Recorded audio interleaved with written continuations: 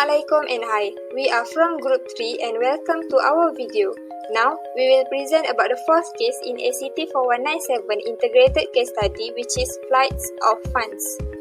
This video will be presented by me, Christina, and my friend Hilman. I will present about the background of the company, case summary, main issues and SWOT analysis, while Hilman will present about the recommendations and similar cases.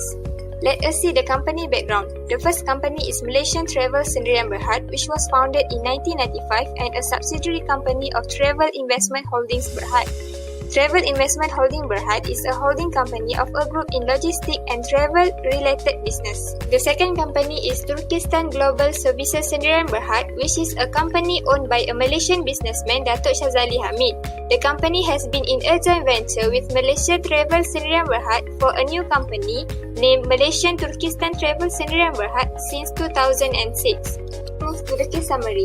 Travel Investment Holding had suffered major losses due to global economic downturn in 2009. While conducting a review of Travel Investment Holding Group, Mr. Idris found a discrepancy in the form of investment in Malaysian Turkistan Travel Sendirian Berhad.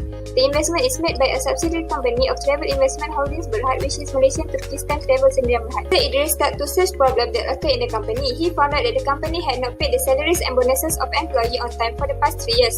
He immediately requested the Corporate Finance Department to submit a report detailing what happened in Malaysian Turkistan Travel Sendirian Berhad on the Turkistan Global Service Project. The job was outsourced to an external auditor, Agos Bagos.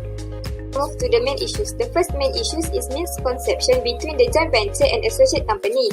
Actually, Malaysian Turkistan Travel Sendirian Berhad is a joint venture company, but the office manager was instructed to inform the auditors that MTT was an associate company that used the equity method and the amount invested from a group point of view was immaterial to the consolidation. The second issue is the lack of control. No documentation or information is available for Malaysian Travel Sendirian Berhad and its subsidiary Malaysian Turkistan Travel Sendirian Berhad. There are only 3 members in the internal audit department and they are responsible for the internal control of the entire Travel Investment Holding Group. The third issue is the fraud occurred in Malaysian Turkistan Travel Sendirian Berhad. MTT was initially set up by a member of board TTS and a member of board MTSB. MTSB invested the money amounting 800,000 in order to purchase 100,000 shares, which is 40% of the share.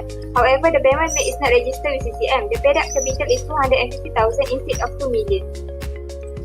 Let's move to the SWOT analysis. The strength of the company is one of the biggest government-linked public listed company in Bursa Malaysia, while the weaknesses is no proper documentation, lack staff morale and lack of internal control, while the opportunities is uptrend in the tourism industry, and lastly, the threat is global economic downturn. Okay, so now for recommendations. There are several recommendations for this case study. The first one is appoint qualified directors. The directors must exercise the same care, ability and diligence that is measured against both objective and subjective standards, following the expected standard. As for incompetent directors, TIH will restructure MTSB and appoint capable and efficient directors to restore MTSB, so that for long-term survival, the company will benefit from a productive working culture or environment. So the second one is strength role of internal audit. An independent internal audit function will provide assurance through a risk-based approach to their work to the board of directors and senior management of the organization. Senior management and audit committee should find competency and leadership in internal audit, and the director of the internal audit department should be a member of the senior management team. The head of the internal audit department will report to the audit committee directly and the CEO. The third one is implement whistleblowing procedure. According to Cheong 2019, a company's board should also allow workers to raise specific complaints about a violation of any illegal duty within the company, such as illegal behavior, breach of contract, and more. Norehan told Idris she was leaving the company because she felt the company was being set up under fraudulent circumstances. She also complained that the morale of employees at the time of her departure was poor. The last one is held meeting with corporate boards. According to Akpan 2015 suggested that the board would hold a monthly meeting to efficiently conduct its oversight role and track the performance of the management. In this case, there needs to be a regular meeting between the TGS and MTSB management team to assess operational control in MTT. Meeting minutes should be recorded, forwarded, and acknowledged. The similar case for the case study is tracking in the wrong direction.